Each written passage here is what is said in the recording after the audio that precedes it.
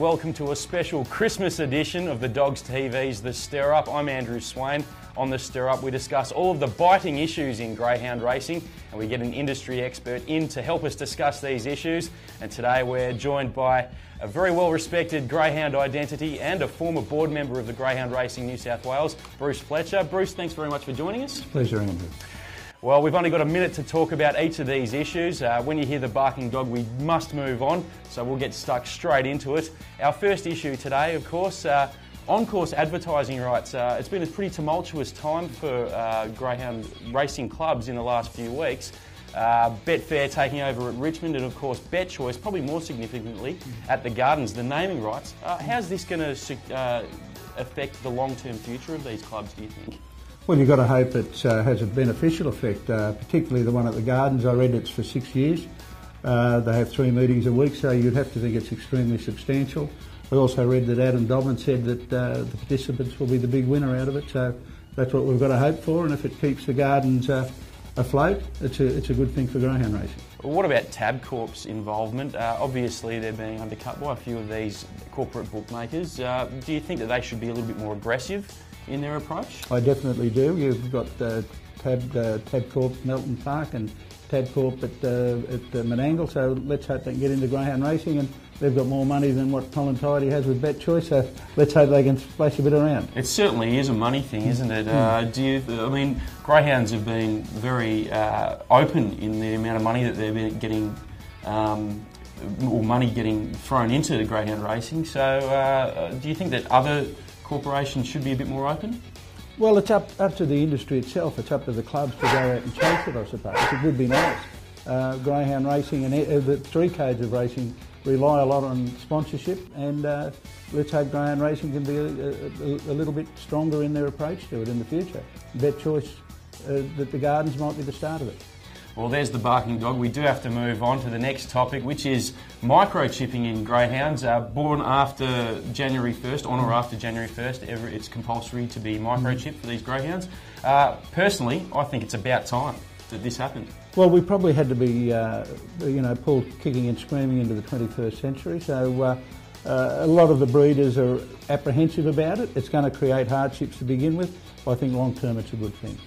Obviously, you've been a breeder for many years. How does this affect the breeder? You say that there's going to be hardships. What are those hardships? Oh, look, the hardships is probably the wrong word, Andrew. It's any change is not easy to cope with on occasion.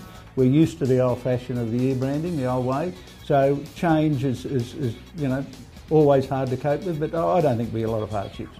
Hardship was too strong a word. Okay, well, it does take a lot of the paperwork out of things, doesn't it? And that's probably a good thing. Big breeders like Paul Wheeler, who breed multiple litters a year, it's going to change the whole way they've done things over the years. And there's probably a dozen breeders in the state that breed a lot of litters, and they're going to be affected. But I don't think in the long run it will be a detrimental effect. And it does give greyhounds the opportunity to catch up with the rest of the racing industry as well, doesn't it? Yes, it gives the rest of the racing industry and the animal industry in general. Well, there's the barking dog. We do have to move on. Our last topic in the episode is the Betfair New South Wales Greyhound of the Year. Obviously been some fantastic greyhounds this year. Blue Lorien, 13 group starts. What about some of your contenders, Bruce? What do you think? Yes, I think Elite Blue Size. He's won 3 group finals throughout the year. His form in recent times at Wentworth Park has been outstanding. You've got Ditto Entertain, whose form earlier in the year was absolutely brilliant at Wentworth Park, and he keeps fronting up week in and week out. You've got Smooth Fancy, who won the National Sprint Championship. So there's plenty of contenders there. Any smokies, do you think, they're going to come out of apart from those 5? I don't think there's any smokies, no. I think it's up to one of them will definitely win it. Nobody can do anything between now and the end of the year, that's for sure. So, yeah, I'd go for Blue Lorien with Elite Blue Size, the one that could perhaps knock him off. You say that no greyhound can do anything before the end of the year, but obviously a few of them still have a few runs to go. Oh, they do, but there's not enough time to make enough impact in those few runs, I don't think. Right, okay. Elite Blue Size, give us a little bit of a background on that dog, obviously. Yeah, he's an outstanding greyhound. He's got brilliant early speed. His sections are just outstanding, and he's the type of dog we'd all want to have. I think he's the sort of dog that if he raced into state, he could probably win a Melbourne Cup or even a Hobart thousand. They've never taken him interstate, but I think he's capable of doing anything.